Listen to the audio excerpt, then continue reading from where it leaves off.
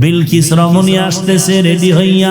সুলাইমান নবী খবর নিলেন বিলকিসেরও বিশাল এক সিংহাসন, 7 দেওয়ালের মাঝখানে তালা মাইরা বিলকিস আসতেছে সৈন্যবাহিনী নিয়ে সুলাইমানের দরবারে। সুলাইমান নবী ইতিমধ্যে জরুরি একটা বৈঠকে ঘোষণা দিলেন, বিলকিস আমার কাছে আসতেছে, আসার আগে কে পারবা বিলকিসের সিংহাসন আমার সামনে এনে দিতে পারবা? ক্বালা ইফরিতুম মিনাল জিন, জিনের মধ্যে ইফরিত নামের একজন দাঁড়ায় বলে আমি পারবো। টাইম কত? বলে আপনার মিটিং শুরু হয়েছে, শেষ হওয়ার আগে বলে হবে না, আরো আগে চাই। এইবার কেউ পারে না। হঠাৎ একজন বান্দা দাঁড়ায় গেলেন, ওই বান্দা মানুষ, জিনে পারে না, মানুষ দাঁড়ায় বলে আমি পারবো যদি আল্লাহ তৌফিক দেয়। সুলাইমান নবী বললেন কতটুকু সময় লাগবে? বলে আমার সময় হলো আপনি চোখটা বন্ধ করবেন আর খুলবেন, তাকায় দেখবেন সিংহাসন হাজির। এটা কেমনে সম্ভব?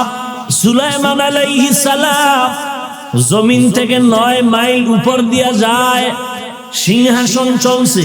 হঠাৎ করে গর্তের পিপিলিকার আওয়াজ, 9 মাইল উপরে সুলাইমান নবী শুনিয়া ফাতাবাসসামা, মুস্কি হাসলেন। এরপরে বলে এই সিংহাসন জমিনের মধ্যে ল্যান্ড করো। জমিনে থামলো। সুলাইমান নবী পিপিলিকার কাহিনীগুলো শুনতেছেন। এর মধ্যে নবীর দরবারে একটা পাখি ছিল, হুদহুদ নামের একটা প্রাণী। ও হলো পানির দায়িত্বে, নাকটা লাগায় দেখবে কোথায় পানি আছে, হুদহুদ বলে দেওয়ার পর নবী সুলাইমান বলতেন জিনদেরকে তাড়াতাড়ি মাটি খনন করে পানি উঠা, ওযু করব, নামাজ পড়ব। হুদহুদ চলে গেল নবীর অজান্তে।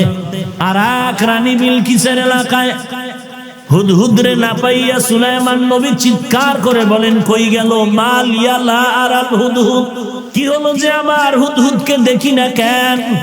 আমি আজকে ওকে কঠিন শাস্তি দিব, জবাই দিব। হুদহুদ উপরে ওইটা বিলকিসের ঘটনা নিয়ে আসতে হাজির। ওই পাখিদের মধ্যে, প্রাণীদের মধ্যে উপদেষ্টা হলো ঈগল পাখি। সুলাইমান নবী কয় ঈগল গিয়া দেখ হুদহুদ কই, কানে ধরে নিয়ে আস। ঈগল পাখি উপরে ওইটা মারাত্মক অবস্থা, চোখ গরম করে হুদহুদের ধমকায়, গেলি কই তোর আজ খবর আছে? কিসের খবর? বলে সুলাইমান নবী আমার অর্ডার করেছে তাড়াতাড়ি যাও, তোমাকে কঠিন শাস্তি দিবে। এই কথা শুনে বলে ঠিক আছে নবী সুলাইমান আমারে শাস্তি দিবে, তুই কেন চোখ গোড়াও? এবার সুলাইমান নবীর কাছে আসলেন। আসার পরে সুলাইমান নবীকে বললেন ও নবী, আমি আজকে এমন একটা খবর আপনাকে দিব যেই সম্পর্কে আপনিও জানেন না, নবী হইছেন জানেন না। কেন নবী জানেন না? আপনি গাইবের মালিক না। সুলাইমান নবী কয় কি জানি না বল। বলে আপনার এই দেশের মধ্যে, রাষ্ট্রের মধ্যে এক মহিলা রাষ্ট্রপ্রধান হয়ে আছে। চিঠি লিখলেন ইন্নাহু মিন সুলাইমান ওয়া ইন্নাহু বিসমিল্লাহির রহমানির রহিম, চিঠি পৌঁছায় দাও। লম্বা কথা, শেষ পর্যন্ত নবী দাওয়াত দিলেন বিলকিস রমণী তাড়াতাড়ি মাথা নত করে এসে আমার কাছে মুসলমান হয়ে যাও। বিলকিস রমণী আসতেছে রেডি হইয়া। সুলাইমান নবী খবর নিলেন বিলকিসেরও বিশাল এক সিংহাসন, 7 দেওয়ালের মাঝখানে তালা মাইরা বিলকিস আসতেছে সৈন্যবাহিনী নিয়ে সুলাইমানের দরবারে। মাঝখানে বহু ঘটনা ঘটে গেল। সুলাইমান নবী ইতিমধ্যে জরুরি একটা বৈঠকে ঘোষণা দিলেন, বিলকিস আমার কাছে আসতেছে, আসার আগে কে পারবা বিলকিসের সিংহাসন আমার সামনে এনে দিতে পারবা? ক্বালা ইফরিতুম মিনাল জিন, জিনের মধ্যে ইফরিত নামের একজন দাঁড়ায় বলে আমি পারবো। টাইম কত? বলে আপনার মিটিং শুরু হয়েছে, শেষ হওয়ার আগে বলে হবে না, আরো আগে চাই। এইবার কেউ পারে না। হঠাৎ একজন বান্দা দাঁড়ায় গেলেন, ওই বান্দা মানুষ, জিনে পারে না, মানুষ দাঁড়ায় বলে আমি পারবো যদি আল্লাহ তৌফিক দেয়। সুলাইমান নবী বললেন কতটুকু সময় লাগবে? বলে আমার সময় হলো আপনি চোখটা বন্ধ করবেন আর খুলবেন, তাকায় দেখবেন সিংহাসন হাজির। ইলমে রাহে জাজু করদন বেহিসাব, খলকে রাদাদন জওবে বাসওয়া। পটিয়ার মুফতি আজিজুল হক রহমাতুল্লাহ আলাইহি তাহাজ্জুদে দাঁড়ায় গেলেন, ওখান থেকে চোখের পলকে চলে গেলেন আফ্রিকার জঙ্গলে। এটা কেমনে হয়, কেমনে হয়, কেমনে হয়? এক নাম্বার জবাব এটা এমনিই হয়। দুই নাম্বার জবাব হলো, সুলাইমান নবীর সামনে বিলকিসের সিংহাসন যদি একটা মানুষ বান্দা যদি তাকওয়ার পাওয়ার দিয়া চোখের পলকে এনে দিতে পারে, তাকওয়ার পাওয়ার দিয়া মুফতি আজিজুল হক কেন এক পলকে আফ্রিকা যেতে পারে না? औलियारा कारे उक़बा इख्तियार, जाहिलारा कारे दुनिया इख्तियार। माइले मोमेन सोए मोमेन मीशावत, माइले काफिर सोए काफिर मीशावत। আল্লাহ পাক বলেন, বান্দা আমাকে দেখে দেখে ইবাদত করো, এর নাম হলো মুশাহাদা। যদি আল্লাহকে দেখতে না পাও, এতটুকু নিয়ত করে ইবাদত করো যে আল্লাহ তোমাকে আমাকে দেখতেছেন, আমি যেখানে আছি আল্লাহ দেখেন, আল্লাহ দেখেন, আল্লাহ দেখেন। এই জিকির অন্তরে ঢুকাও। কেউ দেখে না, কেউ দেখে না, কেউ জানে না, কেউ শুনে না, সব জানেন, সব দেখেন, সব শুনেন কে? আমার আল্লাহ সব দেখতেছেন আমি কি করতেছি, আমার মনের পরিকল্পনা কি, কেউ জানে না। কে জানেন?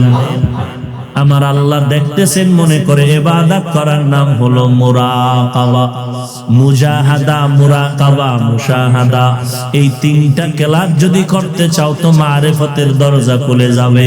এক সময় দেখবা তুমি যেদিকেই তাকাও সেদিকেই আমার আল্লাহর কুদরত। কেমন ভাবে দেখবা? এরে আল্লাহর বান্দা, পানির মধ্যে যখন কেউ ডুব দিয়া গোসল করে তখন তার হালাত কি? বলে তোর কোন পার্শ্বে পানি?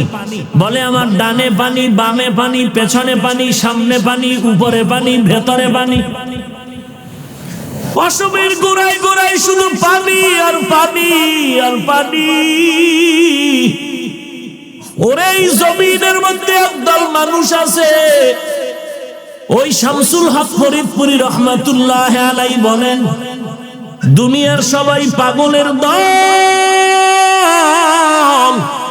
কেউ টাকার পাগল, কেউ গাড়ির পাগল, কেউ বাড়ির পাগল, কেউ নারীর পাগল, কেউ ক্ষমতার চেয়ারের পাগল। আর একদল মানুষ এই জমিনে সেরা আমার আল্লাহ তাআলার পাগল।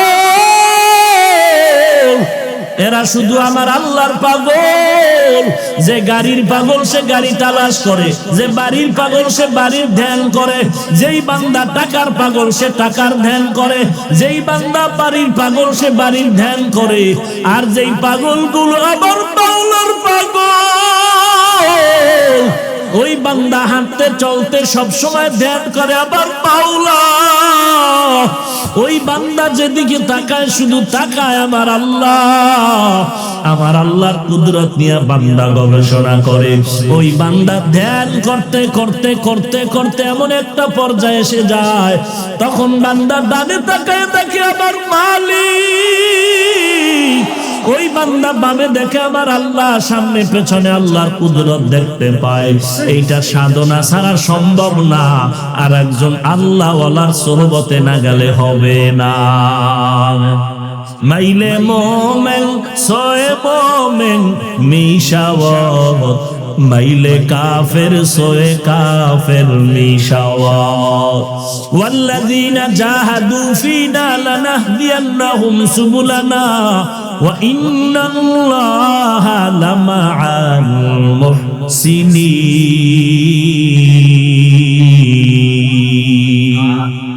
ক্লাস কয়টা মনে থাকবে? কই মনে করলে কি হবে? বলে আল্লাহর সাথে মোলাকাত হয়ে যাবে। আল্লাহর সাথে মোলাকাত, যার সাথে মালিকের সম্পর্ক, তার কোনো ক্ষমতার পাওয়ার আলাদা। এরে নবীর উম্মতের দল, এই তিনটা ক্লাস যারা করবা, মুরাকাবা, মুশাহাদা, মুজাহাদা, এই তিনটা ক্লাস তারাই করতে পারবে। স্কুল কলেজে মাদ্রাসায় ছাত্র ভর্তি করানো হয়, ভর্তি করার সময় শর্ত আছে না নাই? আছে না নাই? আল্লাহ বলেন আমার সাথে মারিফতের খেলা যারা খেলবি আমার সাথে মোলাকাত যারা করতে চাও, 3টা ক্লাস করার জন্য যেই ছাত্রগুলো রেডি হইতেছো, আমি আল্লাহ সব ছাত্রদেরকে ক্লাস করার কামিয়াবি দরজা দিব না।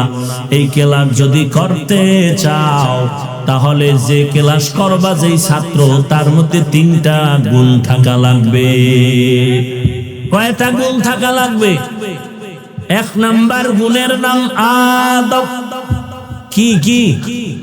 লিকুল্লি শাইইন জিনাতুন ফিল ওয়ারা ওয়া জিনাতুল মারই তামামিল আদাবি আজ খোদা কা হি মে তৌফিক আদব বে আদব মাহরুমে গাশ আজ ফজলে রব। 1 নাম্বার গুণের নাম কি ভাই?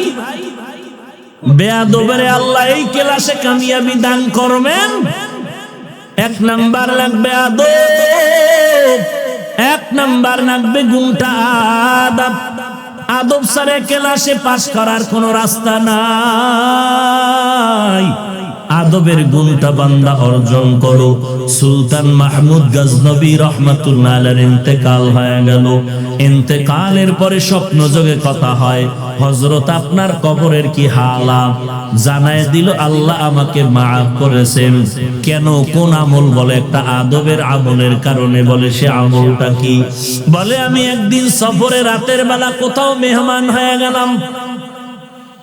মেহমান হইয়া আমি রাত্রি যাপনের জন্য এক বাসায় থাকলাম। আমাকে এমন একটা ছোট্ট রুম দিয়েছে রাতটা কাটানোর জন্য। আমি এমন একটা রুমের মধ্যে শুয়ে পড়লাম। হঠাৎ তাকায় দেখি আমার পায়ের কিনারে কোরআন শরীফ একটা তাকের উপরে। আমি চিন্তা করলাম এই রুমে আমি ঘুমায়া থাকবো, আর আমার রুমে পায়ের পাশে আমার কোরআন শরীফ থাকবে, তাকের উপরে তা হয় না। আমি কোরআন শরীফটা হাতে নিলাম, নিয়ে আমি বের হইলাম কোরআন শরীফ আর একটা রুমে রাখিয়া আসি। কিন্তু কিছু দূর যাওয়ার পরে দিলের মধ্যে আবার জবাব আসতেছে, আরে সুলতান মাহমুদের থেকে কোরআনের দাম তো অনেক বেশি, অতএব আমি নিজে আরামে ঘুমানোর জন্য কোরআন শরীফ আর এক রুমে রাখতেছি, তা তো হয় না। বরং কোরআনটা তার জায়গায় থাকবে, প্রয়োজনে আমি ময়লা জায়গায় গিয়া ঘুমাবো। আল্লাহর বান্দা সুলতান মাহমুদ গজনবী কোরআন শরীফটা নিয়ে আবার রুমে চলে গেলেন। রুমে কোরআন শরীফ জায়গা মতো রাইখা তিনি আলাদা একটা অপরিচ্ছন্ন রুমে বিছানা করে ঘুমায় গেলেন। এই যে আমলটা আদব রক্ষা করলেন, কোরআনের আজমত রক্ষা করলেন। সুলতান মাহমুদ বলেন আল্লাহ পাকে আদব রক্ষায় আমাকে কবরে মাফ করে দিয়েছে। লিকুল্লি শাইইন জিনাতুন ফিল ওয়ারা ওয়া জিনাতুল মারই তামামিল আদাবি আজ খোদা কা হি মে তৌফিক আদব বে আদব মাহরুমে গাশ আজ ফজলে রব। এরে নবীর উম্মতের দান, আদবওয়ালা জিন্দেগির বড় দাম। রাহমাতুল লিল আলামিন বলেন আল্লামানি রব্বি ফাআহসানা তালিমি আদাবানি রব্বি ফাআহসানা তাদিবি। আল্লাহ আমাকে ইলম শিক্ষা দিয়েছেন, আদব শিক্ষা দিয়েছেন। আল্লাহর শিক্ষা দেওয়া ইলম আর আদব কতই না সুন্দর। যেই লোকটার মধ্যে আদব নাই তার কোনো দাম নাই, যত বড় শিক্ষিত হোক না কেন। আর একটা মূর্খ লোকের মধ্যেও যদি বিনয় থাকে, আদব থাকে, তার সবাই সম্মান করে। আদবওয়ালা জিন্দেগির বড় দাম। এরপরে বলে বান্দা তুমি যদি 3টা ক্লাস করতে চাও, 3টা গুণ লাগবে। 1 নাম্বার গুণের নাম আদব, 2 নাম্বার গুণের নাম হলো ধৈর্য। ধৈর্য ছাড়া তুমি এই ক্লাস করতে পারবা না। আর ধৈর্য ধারণ করলে লাভ কি জানো? বিনা হিসাবে হাসরের দিন আল্লাহ বলবে জান্নাতে যা। ইন্নামা ইউওয়াফাস সাবিরুনা আজরাহুম বিগাইরি হিসাব।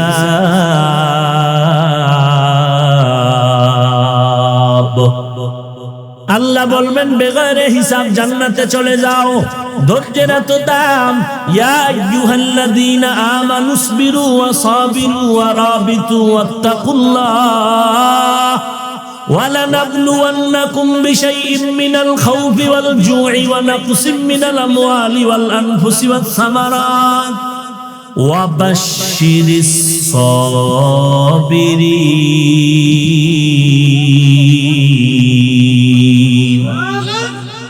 এই ধৈর্য আবার তিন প্রকার: ইবাদতের বেলায় ধৈর্য, মুসিবতের বেলায় ধৈর্য, গুনাহের ক্ষেত্রে ধৈর্য। ধৈর্য বড় দামি এক সম্পদের নাম। এর নবীর উম্মতের দল, ধৈর্য ধারণ করে সামনে আগাও।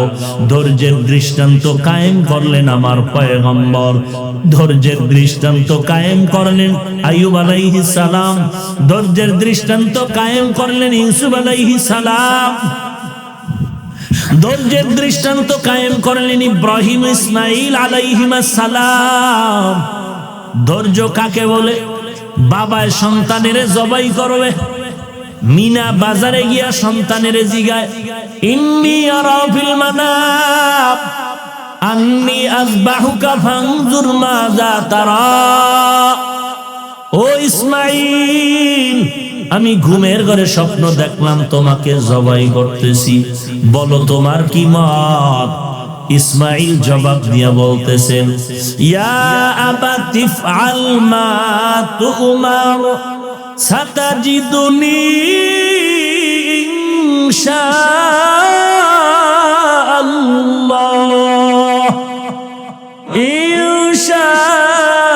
ইনশাআল্লাহু মিনাস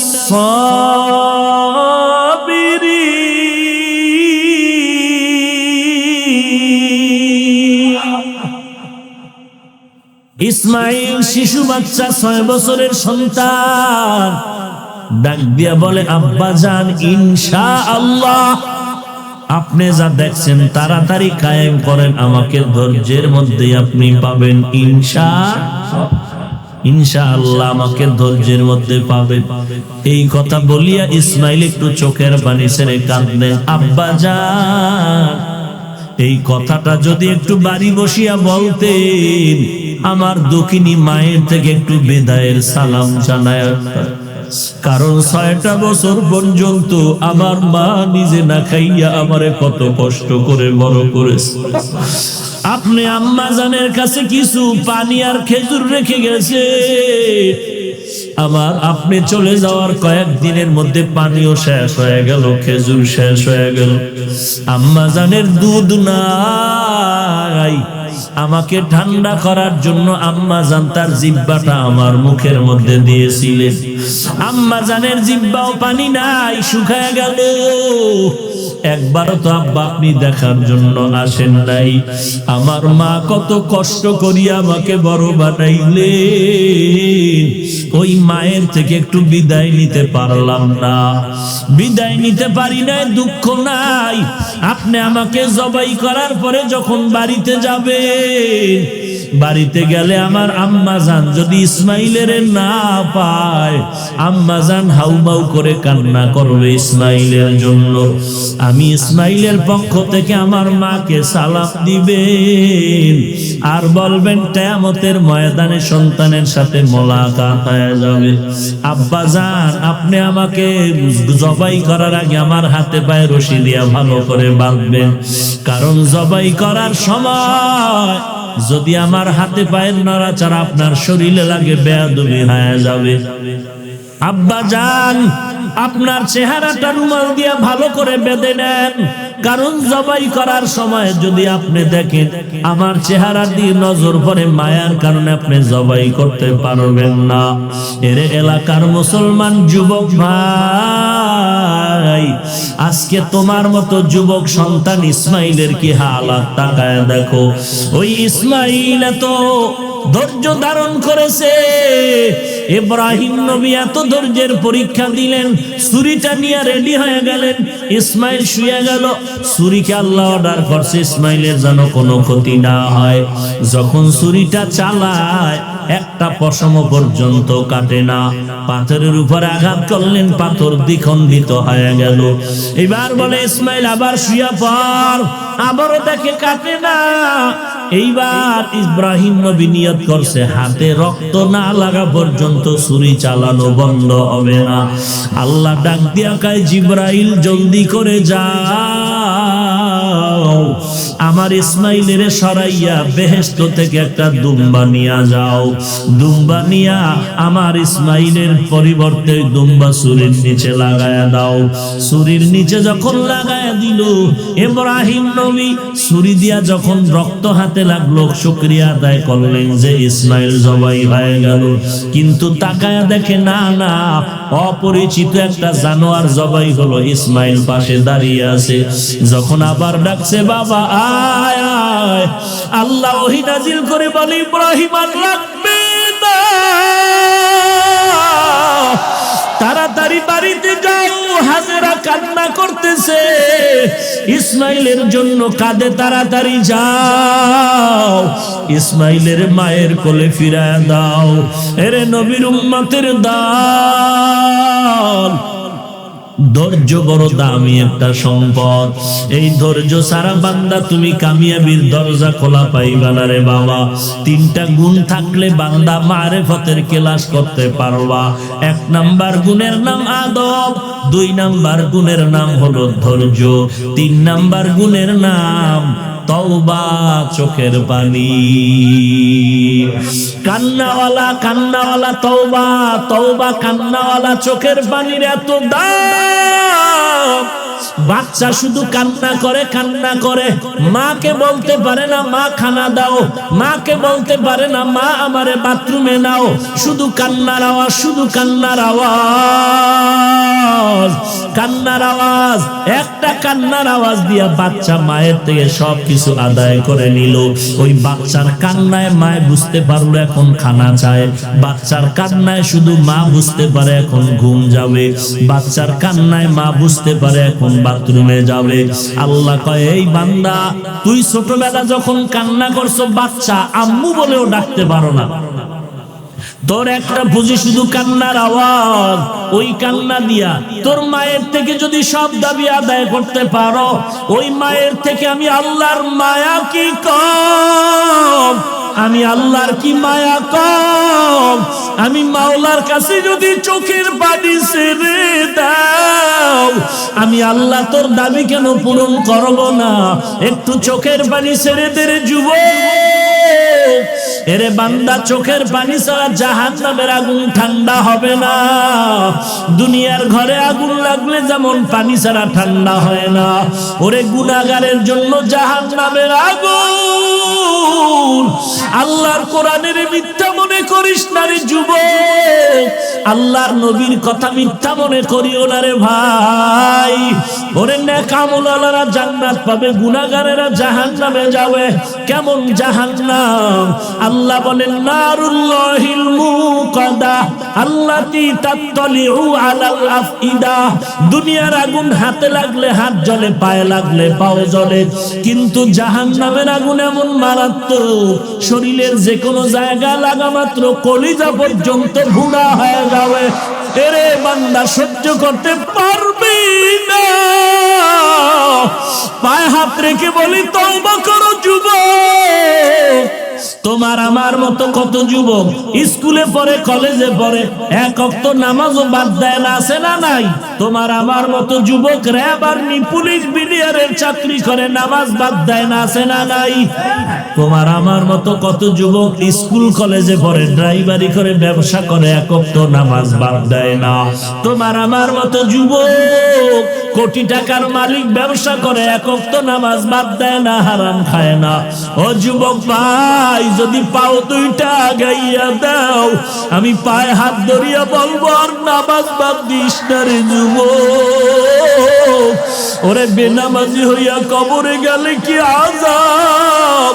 আমার নবী বলেন ওই বেনামাজির কবরে 2 পার্শ্বের মাটির চাপ, 1টা নয় 2টা নয় 70 থেকে 99টা সাপের কামড়। ওই কবরে জাহান্নামের আগুন সহ্য করতে পারবি না রে যুবক ভাই।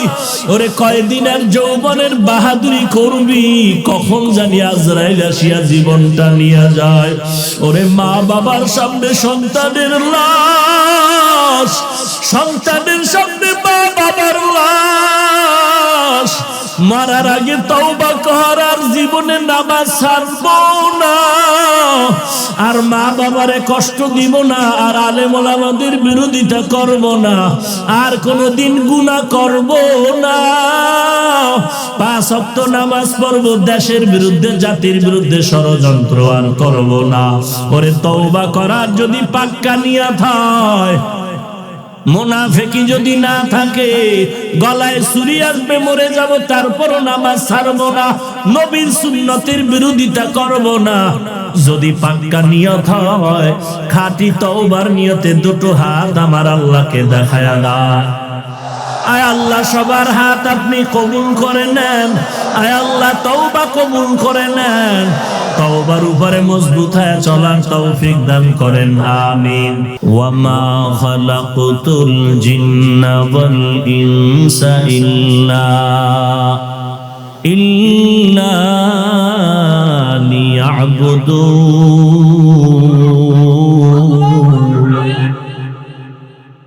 মা খালাকতুল জিন্না ওয়াল ইনসা বিখা জুজ ইবাদাত নিস্তে মাকসুদ আজ্জাহা।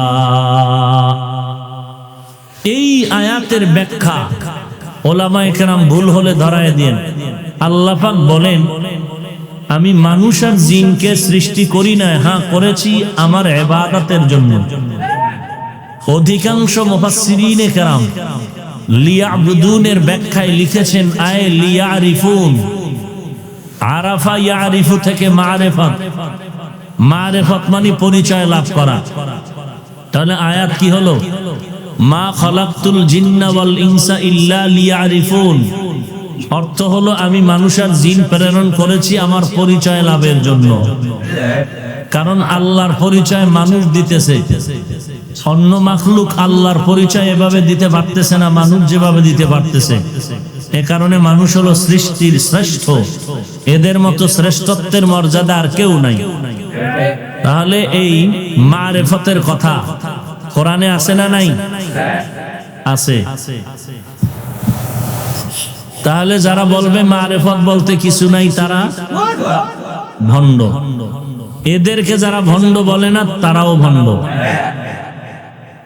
আর একদল মারিফত নিয়ে ভণ্ড আছে, এরা বলে মারিফত আমার আসল পথ, শরীয়ত বলতে কিছু নাই। এরাও ভণ্ড। এই লোক এই সমাজে আছে না নাই? 40 দিন গোসল করে না, বটগাছ তলা বয়া সাধনা করে। বটগাছে যেমন জ্বর, এই মারিফতের সম্রাটের চুলেও তেমন জ্বর। গায়ে সালার চট, দুপার্শ্বে গাঞ্জার বট।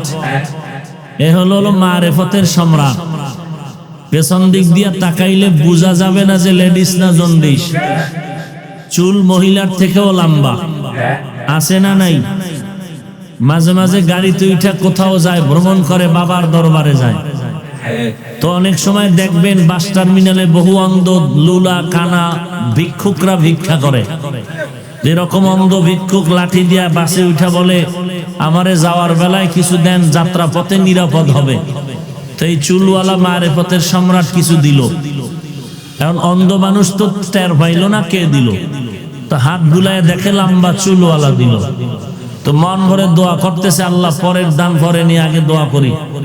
চুলওয়ালা যে দিল চাওয়া মাত্র, আমি অন্ধের দোয়া তো তুমি ফিরাইবা না জানি, মেহেরবানি করে তার গর্ভে একটা নেককার বাচ্চার ব্যবস্থা করো। এ হলো মারিফতের সম্রাটের হালাত। এই যারা শরীয়ত ছাড়া মারিফত নিয়ে দৌড়ায় এরাও ভণ্ড। এদেরকে যারা ভণ্ড বলবে না তারাও ভণ্ড। আর একদল মারিফত নিয়ে আছে, তারা হক। তারা কারা? যারা বলে আমরা মারিফত মানি শরীয়তের ব্যানারের মাধ্যমে। শরিয়াতরা মুকদ্দম দার আকনু, মারিফত আজ শরিয়াত নিস্তে বেরো, শরিয়াত হো तरीक़त हो तमामी, हकीकत में मुहम्मद की गुलामी। আল্লাহ পাক বলেন শরিয়াত রাসূলের মাধ্যমে আমি দিয়েছি, আর এর মধ্যেই মারিফত। কিন্তু দেখা যায় না। গাভীর দুধের মধ্যে মাখন আছে না নাই? ছানা, ঘি দেখা যায়। 10 কেজি দুধ নিয়ে যদি বলি ভাই বলো তো এর মধ্যে ঘি আছে, বলে আছে। আমি বলি নাই, 1000 কোটি বার কসম আছে। আমি বললাম দেখাও, হাত দিয়ে কেউ খুঁজলে পাবে? বলে পদ্ধতি আছে, বের করো।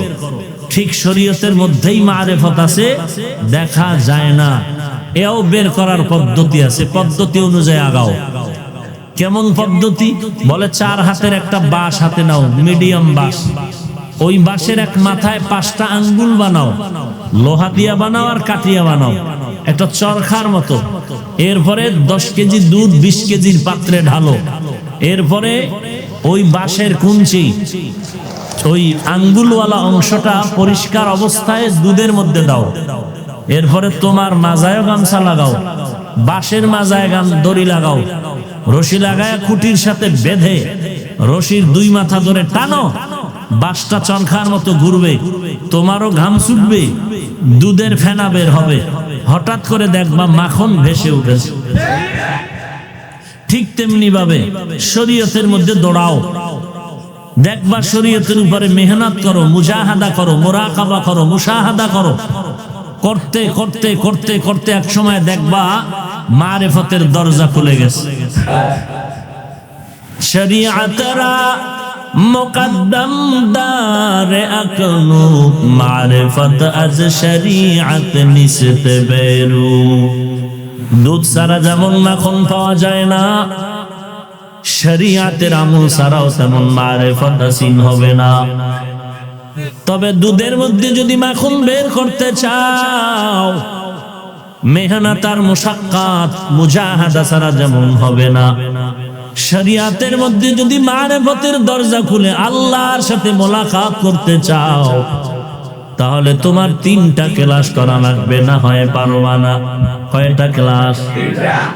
1 নাম্বার ক্লাসের নাম মুজাহাদা, 2 নাম্বার ক্লাসের নাম হলো মুরাকাবা, 3 নাম্বার ক্লাসের নাম হলো মুশাহাদা।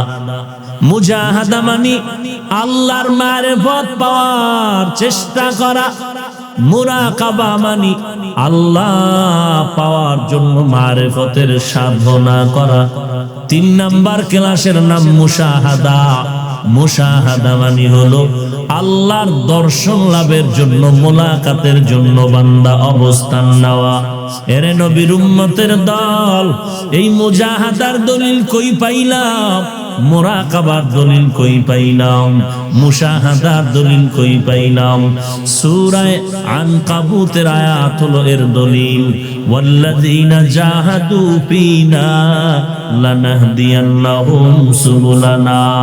এ হলো মুজাহাদার দলিল। রইল মুরাকাবা আর মুশাহাদা, এই 2টার ইশারাতান দলিল হলো ওয়া ইন্নাল্লাহা লামাআল মুহসিনিন।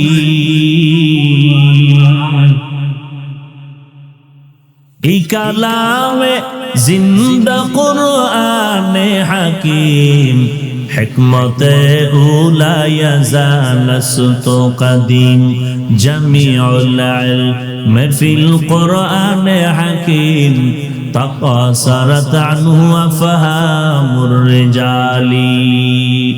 মুজাহাদা মানে আল্লাহ পাওয়ার চেষ্টা করা, মুরাকাবা মানে আল্লাহর মারিফতের ধ্যান করা, মুশাহাদা মানে আল্লাহর মারিফত লাভ করা।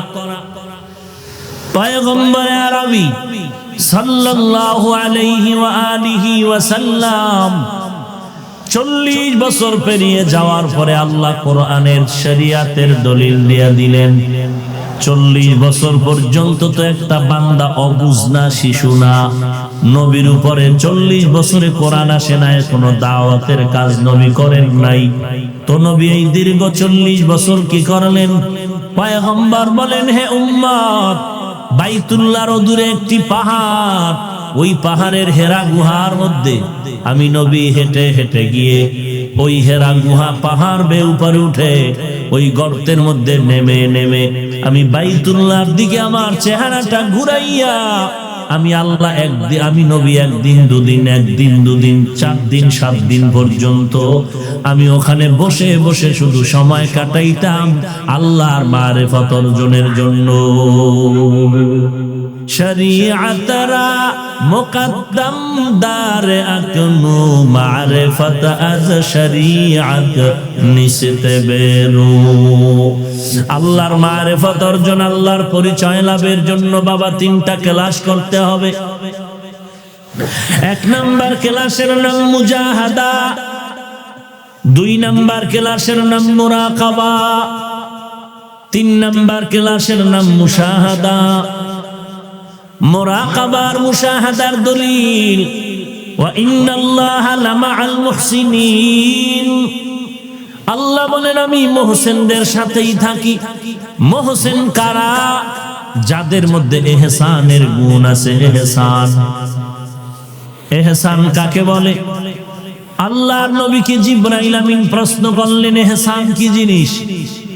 হাদিসে জিবরাইলের মধ্যে নবী ইহসানের বয়ান করেন, আন তা'বুদাল্লাহা কাআন্নাকা তারাহ ফাইন লাম তাকুন তারাহ ফাইন্নাহু ইয়ারাক। এরে বান্দা, আল্লাহর ইবাদত তুমি এমন ভাবে করবা যেন তুমি আল্লাহকে দেখে দেখে আল্লাহরে সিজদা করো, আল্লাহকে দেখে দেখে তুমি নামাজের কিরাত পড়ো, আল্লাহকে দেখে দেখে ইবাদত করো।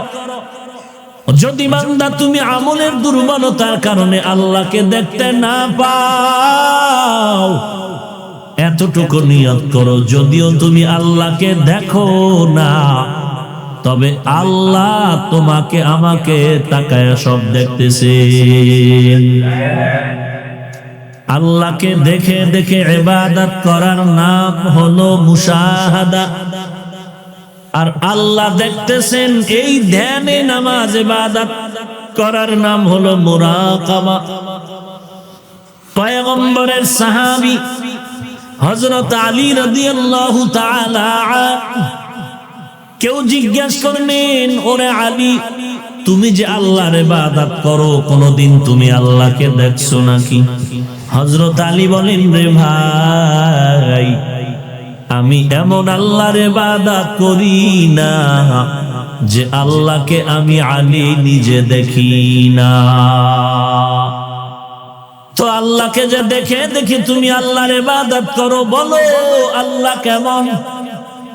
আল্লামা ফরিদউদ্দিন আত্তার রাহমাতুল্লাহ আলাইহি বলেন, আল্লাহ কেমন? হিচে কাসদার মুলকে উ আম্বাজ নেই, কৌলে উরা লাহনে নেই, আওয়াজ নেই। হিচে কাসদার মুলকে উ আম্বাজ নেই, কৌলে उरा लहने नए आवाज नए। तो दिल में तो आता है समझ में नहीं आता, तो दिल में तो आता है समझ में नहीं आता। बस जान लिया मैं तेरे पहचानो यही है, बस जान लिया मैं तेरे पहचानो यही है। আল্লাহর কোনো আকার নাই, কোনো রং নাই, কোনো গ্রাম নাই, কোনো আকৃতি নাই, তবে আল্লাহ কেমন? বলে আল্লাহ কেমন এটা অনুভব করা যায়, বুঝাবার কোনো ভাষা বান্দার জবানে নাই। ইলিশ মাছ দিয়া তুমি পান্তা খাইলা রমনা বটমূলে, কি মজা, সারাটা দিন শুধু মজা মজা জিকির করো না। কেউ যদি বলে রে ভাই তুমি যে ইলিশ মাছ মজা করে খেয়েছো, বারবার জিকির করো মজা মজা মজা, বলো মজাটা কেমন? লম্বা কত হাত, বাটি কত হাত, কালো না সাদা? বলে মজা জিনিসটা অনুভব করা যায়, বুঝাবার কোনো ভাষা আমাদের জানা নাই। আল্লাহ কেমন, আল্লাহর কোনো রং নাই, নাহান নাই, আওয়াজ নাই।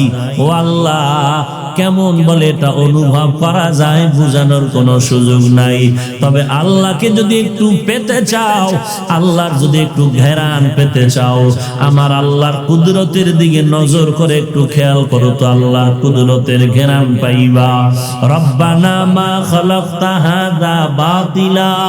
এরে বান্দা তাকায়া দেখ কেমন সুন্দর আসমান, জমিন থেকে 500 বছরের দূরত্বের উপরে আসমান, এক একটা আসমান 500 বছরের মোটা। ওই আসমানটা নবী বলেন আমি মেরাজের রাত্রে ঢুকলাম, আসমানটায় ঢুইকা আল্লাহর অনেক কুদরত আমি দেখলাম। ওখান থেকে আমি আবার উপরে গিয়া দেখলাম 500 বছরের দূরত্ব খালি জায়গা। ওখান থেকে উপরে গিয়া দেখলাম দ্বিতীয় আসমান, ওটাও মোটা 500 বছরের দূর। এর উপরে গেলাম আবার খালি জায়গা 500 বছরের দূরত্ব। এর উপরে গেলাম আবার তৃতীয় আসমান, ওই আসমানটাও মোটা 500 বছর। এর উপরে গেলাম খালি জায়গা। এর উপরে গেলাম 500 বছর দূরত্ব পেরিয়ে চতুর্থ আসমান। চতুর্থ আসমানের দরজা দিয়ে ঢুকিয়া দেখলাম ওই আসমানের মধ্যে আল্লাহ দুনিয়াতে যে আলো দেয় সূর্য, ওই সূর্যটা চতুর্থ আসমানের মধ্যে লাগানো আছে। চতুর্থ আসমানের মধ্যে সূর্য লাগানো। ওখান থেকে 3টা আসমান ভেদ করে জমিনের মানুষের আলো দেয়। 3টা আসমান ভেদ করে কেমনে আলো দেয়? মদিনার নবী বলেন আল্লাহ যত আসমান বানাইছেন প্রত্যেকটা আসমান আল্লাহ স্বচ্ছ গ্লাস দ্বারা তৈরি করেছেন। গ্লাস দিয়ে আল্লাহ এর উপরে ধরেন 1000 গ্লাস ভেদ করে আলো আসবে। সূর্যটা এমন আলো দেয়। আর আল্লাহ যে স্বচ্ছ গ্লাস দ্বারা আসমান বানাইছেন সেটা কেমন স্বচ্ছ আল্লাহ ভালো জানেন। ওখান থেকে সূর্য আলো দিতেছে। বিজ্ঞানীরা বলে 9,30,00,000 মাইল উপরে এই পৃথিবী নামক গ্রহ থেকে 13 লক্ষ গুণ বড় সূর্য। এর নবীর উম্মতের দল, একটা খুঁটি নাই, কোনো কিছু নাই, এগুলোকে দাঁড় করায় রাখলেন। তিনি হলেন আমার আল্লাহ। या इलाही तू मेरा माबूद है, या इलाही तू मेरा माशूक है, या इलाही तू मेरा सत्तार है, या इलाही तू मेरा गफ्फार है। एरे नबीर उम्मत आशिकेर दल, আল্লাহর কুদরতের দিকে তাকাও। আল্লাহর দেওয়া কুদরত, আসমান জমিন গ্রহ নক্ষত্র, কেমন আল্লাহর কুদরত। তাফাক্কারু ফিল্লাহ ওয়ালা ফি খালকিল্লাহ ওয়ালা তাতাফাক্কারু ফিল্লাহ। আল্লাহ নিয়ে গবেষণা করিও না, আল্লাহর মাখলুকাত নিয়ে গবেষণা করো। এই যে 60-70 বছর, 40 বছর, 30 বছর জবান দিয়া কথা বলো, দুনিয়াতে মাইকে কথা বলি, 2 ঘন্টা মাইক চলে, 4 ঘন্টা চলে, মেশিনটা গরম হয়, ফ্যানের বাতাস দিয়া ঠান্ডা করতে হয়। কিন্তু বান্দা তাকায়া দেখ, একটা গাড়ির ইঞ্জিন চলতেছে, বারবার তেল নিতে হয়, গ্যাস নিতে হয়। দুনিয়াতে আসার পর জিহ্বা নাড়ায় নাড়ায় কত কথা সাপ্লাই দিনের বাঙালি মুসলমান, আজও পর্যন্ত জিহ্বাটা ব্যথা করে না। এই যে কথাগুলো কোন মেশিনে সাপ্লাই হয়, এই মেশিনটা কে বানাইলেন, আর এই মেশিনটা কখনো বন্ধ হলো না, এই মেশিনটার মধ্যে কে তেল দেয়, কে পেট্রোল দেয়, কে অকটেন দেয়, কে গ্যাস ঢুকায়। এর নবীর উম্মতের দল, এগুলো যদি কই তালাশ করো আমার আল্লাহকে, আল্লাহ বলেন ও বান্দা তুই আমার কুদরতের দিকে তাকায় দেখ, আমি আল্লাহ খুবই নিকটে। ওয়া নাহনু আকরাবু ইলাইহি মিন হাবলিল ওয়ারিদ, আমি তোর সার রগের থেকে অনেক নিকটে রে বান্দা। ফাইনামা তুআল্লু ফাসাম্মা ওয়াজহুল্লাহ। এরে বান্দা তুই যেদিকেই তাকাও সেদিকেই আমি আল্লাহ। বলে আমি কত নিকটে জানো, তোর মধ্যে তুই তালাশ কর। ওয়াফি أنفسكم أفلا تبصرون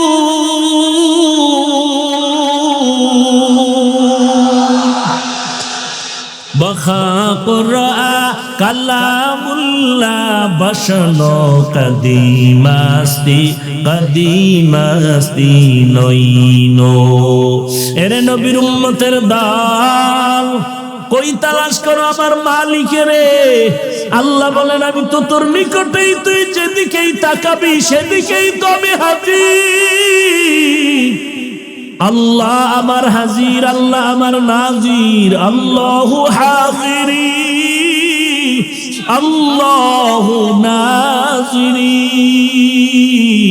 এরে নবীর উম্মতের দল, আল্লাহকে তুই কোথায় তালাশ করো রে বান্দা?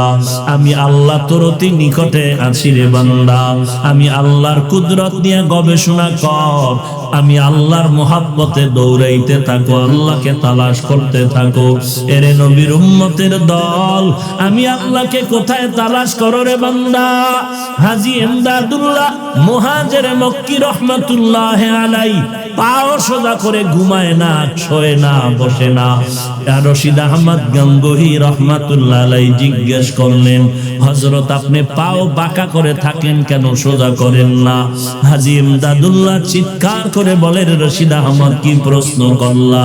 আমি যেদিকেই পাওটা খুলতে চাই ওদিকেই আমি আল্লাহর কুদরতের নূরের তাজাল্লি দেখতে পাই। আমি যেদিকেই তাকাই সেদিকে আল্লাহর নূরের তাজাল্লি, এটা দেখা যায় না। হ্যাঁ, এটা সবাই পারবে না রে বান্দা। এগুলো নিয়ে মুজাহাদা করতে হবে, মুরাকাবা করতে হবে, মুশাহাদা করতে হবে। এই ক্ষমতা আমার আল্লাহ পাক রব্বুল আলামিন দান করতেছেন। এরে নবীর আশিক উম্মতের দল, আল্লাহ রব্বুল আলামিনের ক্ষমতা, আল্লাহর কুদরতের কারিশমা। ওয়া ইযা সাআলাকা ইবাদি আন্নী ফাইন্নী করিব উজিবু দাওয়াতাদ দাঈ ইযা দাআন ফালইস্তাজিবু লি ওয়ালইউমিনু বি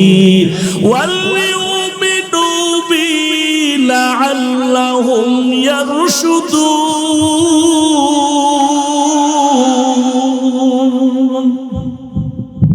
এরে নবীর আশিক উম্মতের দল, আল্লাহ রাব্বুল আলামিন বলেন আমাকে দেখে দেখে ইবাদত কর। আনতা আবুদাল্লাহা কাআন্নাকা তারা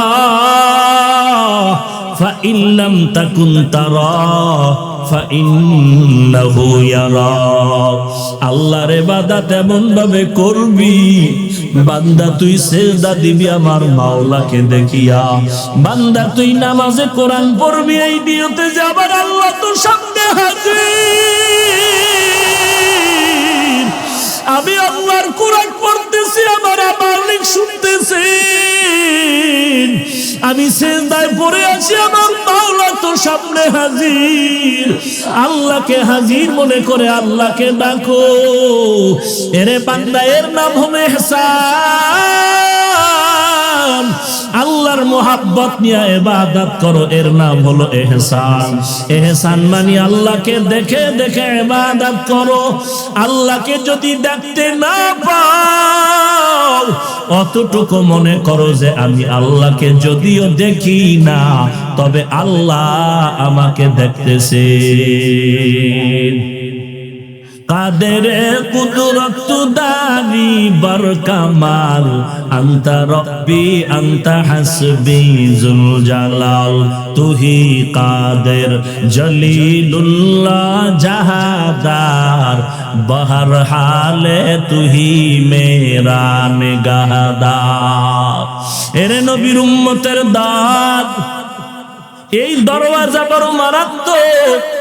এরে বান্দা, এই দরওয়াজায় পৌঁছতে হলে মুজাহাদা করা লাগবে, মুরাকাবা করা লাগবে, মুশাহাদা করা লাগবে। এই দরজায় সাধনা যারা করেছেন তারা একবার এই দরজা পেয়ে গেল।